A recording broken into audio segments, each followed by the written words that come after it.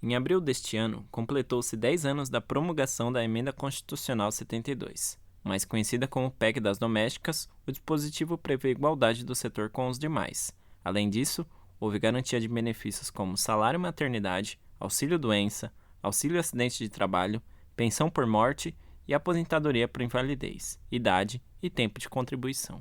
Trabalhando desde os 8 anos, Valdirene Boaventura, hoje com 41, teve uma realidade bem diferente da disponibilizada pela lei. Um dos itens da PEC das domésticas, jornada de 8 horas por dia e 44 horas semanais, está fora da realidade da trabalhadora, que desde cedo teve de encarar diversos desafios nesta profissão, alguns, inclusive, relacionados ao trabalho análogo à escravidão. Eu nasci em Mascote e fui registrada em Camaquã.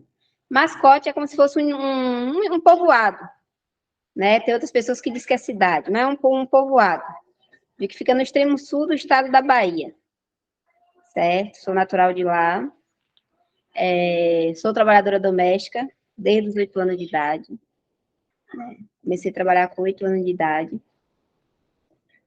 E comecei no trabalho doméstico, né? Até então eu não sabia que era, no caso, trabalho análogo a escravo. Meu pai foi embora lá do meu interior e vendeu, naquela época, lá na minha região, a minha região é a região cacaueira, então o que dava dinheiro era cacau. Aí veio a vassoura de bruxa e acabou com os produtores de cacau. E meu avô era um dos, né? E meu pai, que era o filho caçula do meu avô, que é o caçula do meu avô, era ele que administrava tudo. Então, acabou se endividando.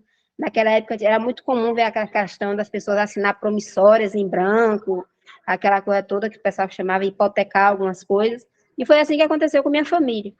Então, meu avô acabou perdendo as terras dele para esse pessoal.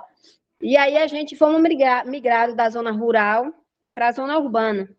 E aí eu fui para Camaquã, saí da zona rural e fui para Camaquã.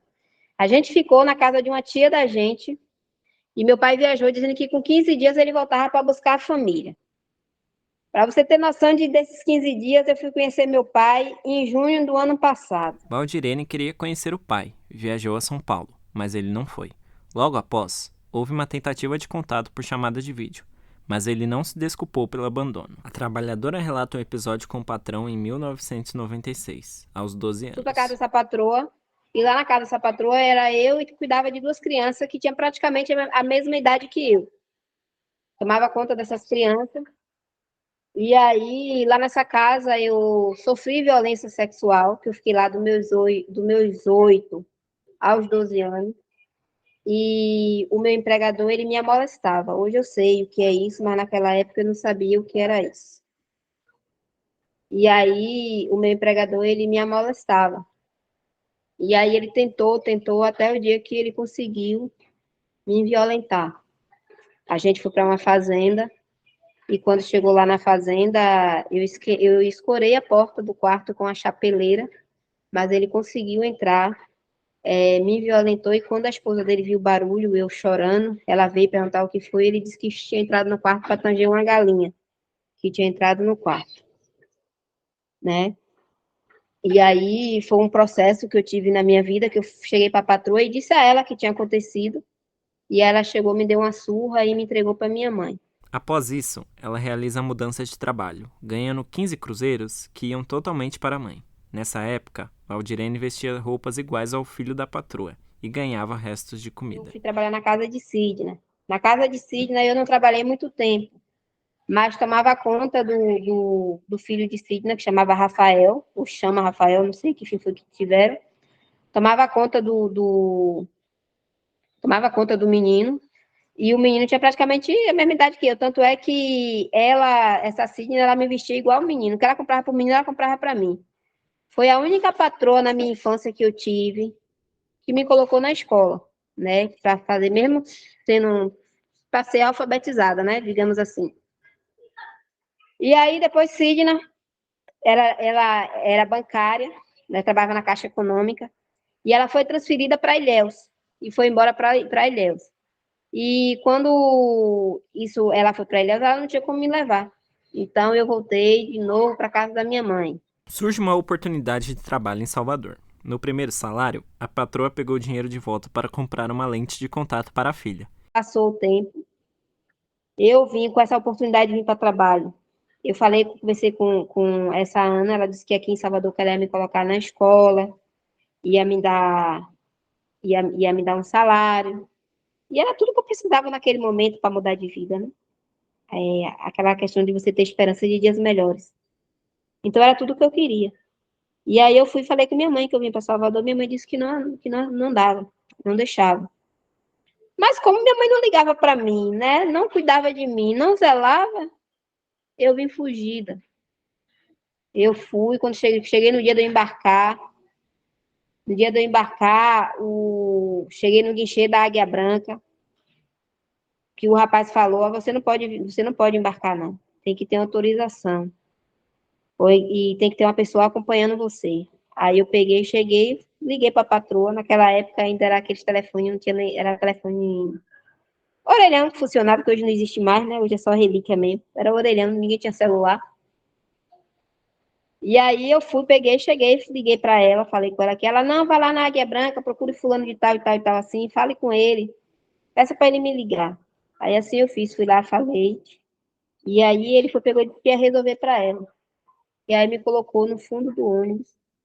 Eu vim escondida no maleiro do ônibus de lá de Camaquã até Salvador. 8 horas de viagem, né?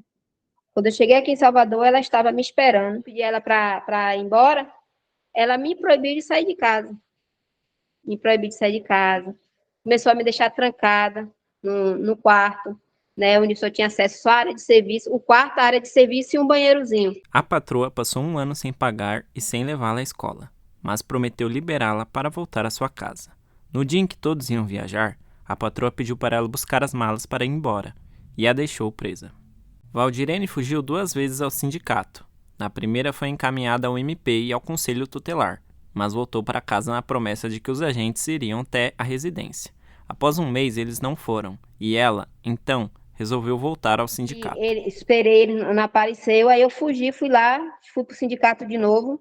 E aí, quando eu cheguei lá, a Creuza falou que ela que ela não ia deixar mais eu voltar para aquela residência. Não ia deixar mais eu voltar para aquele local. E aí, pegou ela mesma e me levou no Conselho Tutelar.